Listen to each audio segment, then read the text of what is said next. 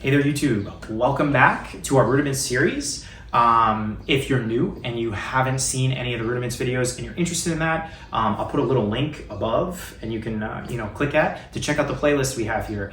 So far, we've covered a bunch. We've covered a bunch of Rudiments, and we're trying to do all 40 that the Percussive Arts Society lists. And you might be saying, well, what's that about? I think they have a really great group of 40 rudiments that are just so helpful for developing your inner clock, your technique, your subdivision understanding, your rhythmic vocabulary, phrasing concepts. It's a great foundation for you drummers. And if you've already a great drummer, but you've never dove into rudiments, I think this is still great for you. If you click the description, you'll find a link for a free PDF, which is this guy. It's 2 pages of what the Percussive Arts Society notation is for each of the rudiments. So that's a helpful resource, I think, for your practice time. All right, I mentioned we're talking about the 17-stroke roll. This is the last double stroke rudiment in the rudiment family, in the double stroke family of this series. So I'm excited about that. Now, the way this is played, you've got 30-second note doubles all the way until the 17th note stroke, which is a accent, and it is it's listed, you'll see it, as a quarter note. So that means if you're starting on beat 1, you're actually playing 30-second notes for all of beat 1, all of beat 2, and the 17th note hits on beat 3.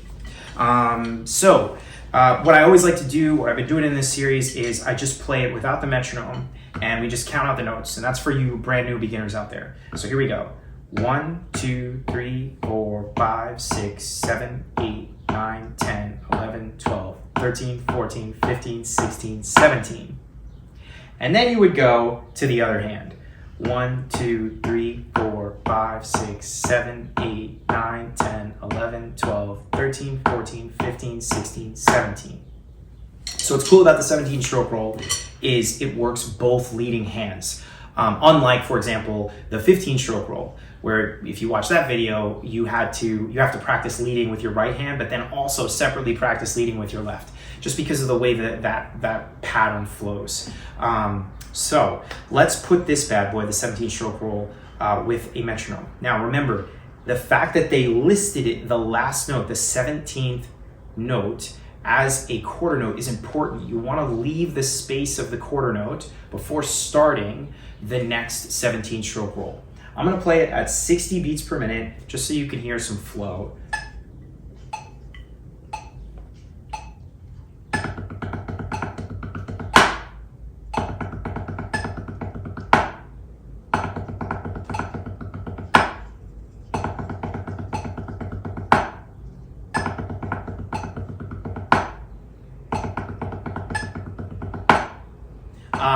Let's go faster. 80.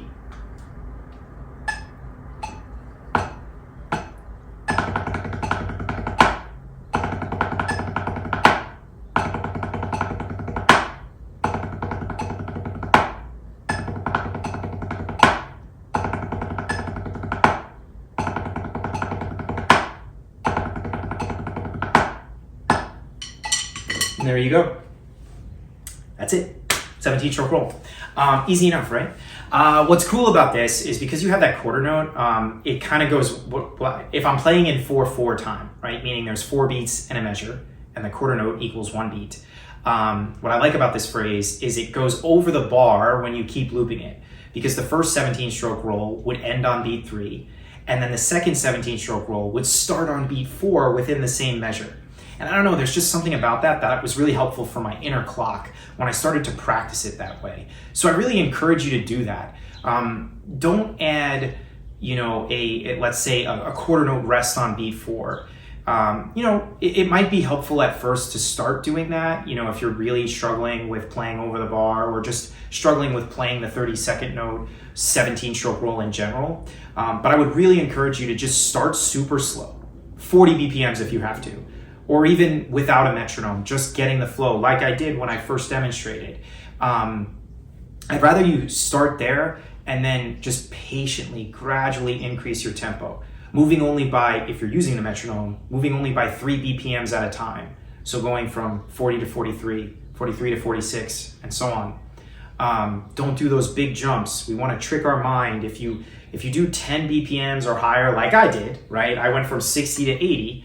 You know, had I not developed this as a drummer, that would have been really challenging, and I wouldn't have been able to do it. And that's when doubt and frustration kicks in. But if you increase by 3, I promise you'll get the hang of that over-the-bar nature of this 17-stroke roll. Now, you might be saying, some of you drummers might be saying, well, what, like, I could do whatever I want with 17-stroke roll. Yeah, there's all sorts of cool hybrid rudiments out there. This is just a really solid foundational way to play it based off of what the Percussive Arts Society lists as the notation. And then I just thought it was cool to think of playing it, because you're using it with a metronome, to think of playing it in a measure of 4/4 time. And so you get that over the bar phrase. But you know, you're right. You all can experiment and do all sorts of cool creative things with it. But I highly recommend that you start with the foundational version of this. And that's going to give you all sorts of options in the future. All right, well, that is the end of our double stroke family in the Rudiments series. Our next series is going to be, our next part of the series, we're going to be getting into the diddle family. So paradiddles, double paradiddles, triple paradiddles, paradiddle diddle, all that kind of good stuff. So I'm really excited to start that soon. And that's coming very, very soon. But yeah, get to work on those double strokes. If you're new to the channel, like I said, check out our Rudiments series. There's a bunch of stuff. We already covered the single stroke rolls and all that good stuff. I really think it could be a really helpful tool for you all. Grab your PDF below, hit that link to grab the PDF, it's free. And I'm just so thankful for you being here on the DrumShed. If you like the video, hit the like button, share it with other drummers if you think this might be helpful for them.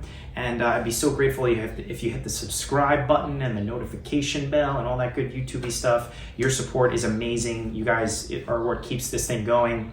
And I haven't mentioned this a lot, but if you'd like to dig into some more advanced concepts, you might consider checking out my website, TheDrumShed.locals.com. That's a supporter-based site. Those supporters are really, really, really a huge part of me keeping all of this stuff going. They're a tremendous support, and I have all sorts of exclusive instructional content there, more advanced topics covered, my personal practice routine on the pad, things like that. It's a great community. Like, people chat with each other and cheer each other along and pose questions to each other. It's really awesome, and I really interact with everybody very closely there. So you might consider, if you've enjoyed what you see here on YouTube, you might consider checking out that website. So once again, that's TheDrumShed.locals.com. All right, thank you so much for watching this video. I'm so grateful for you being here, and I'm really excited to start the diddle family with you next. Thanks again, and I hope you have a very blessed day.